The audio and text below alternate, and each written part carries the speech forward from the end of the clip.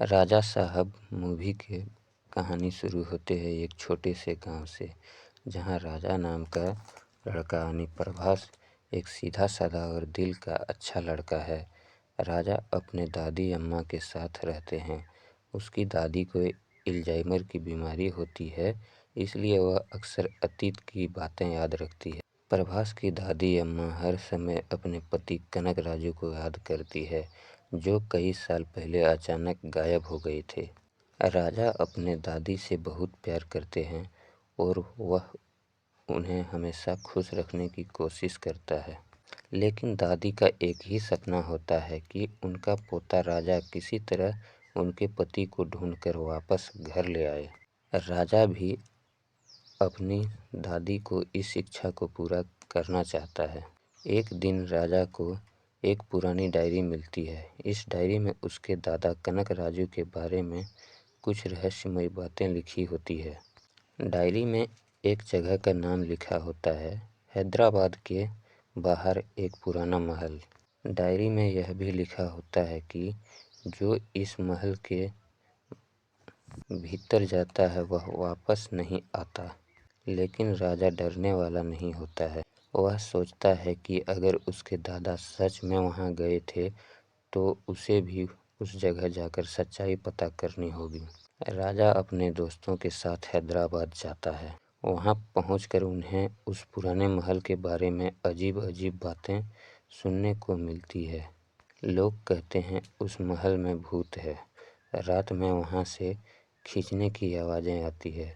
कई लोग वहां जाकर गायब हो चुके हैं। लेकिन राजा इन बातों को अंधविश्वास मानता है।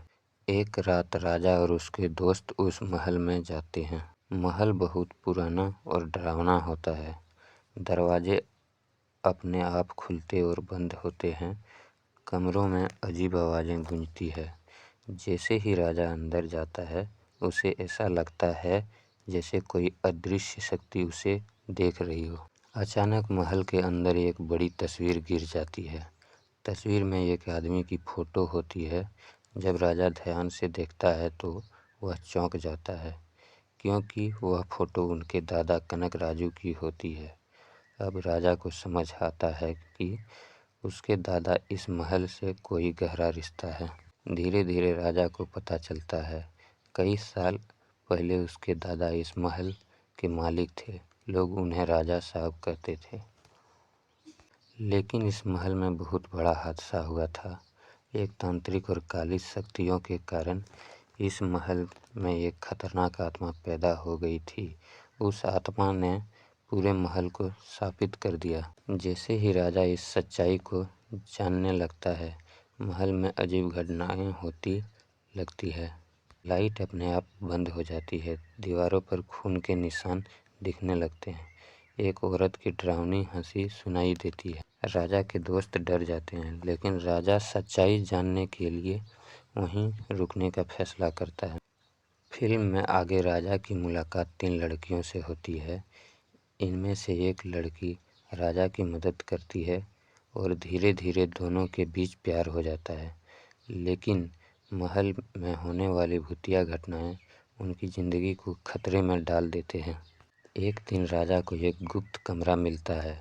उस कमरे में उसे अपने दादा की पुरानी रिकॉर्डिंग मिलती है। उसमें उसके दादा बताते हैं कि महल में रहने वाली एक आत्मा दरअसल एक लड़की की है, जिसे धोखा देकर मार दिया गया था। उनकी आत्मा बदला लेना चाहती है और उसी में पूरे महल को श्रापित कर दिया। राजा को पता चलता है कि उसके दादा उस आत्मा को रोकने की कोशिश कर रहे थे, लेकिन एक रात वह आत्मा बहुत शक्तिशाली हो गई और उसके दादा अचानक गायब हो गए।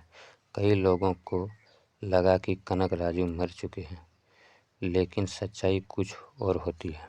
अंत में राजा को पता चलता है कि उसके दादा अभी जिंदा है और उस आत्मा को रोकने के लिए एक गुप्त जगह में छिपे हुए हैं। राजा अपने दादा को ढूंढ लेता है।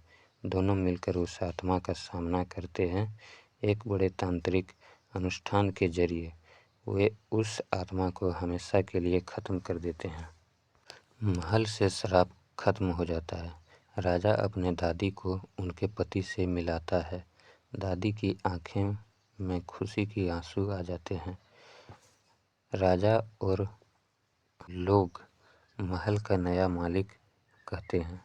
राजा साहब, तो कैसे लगे कहानी अच्छी लगी तो चैनल को सब्सक्राइब और वीडियो को लाइक करना मत भूलना।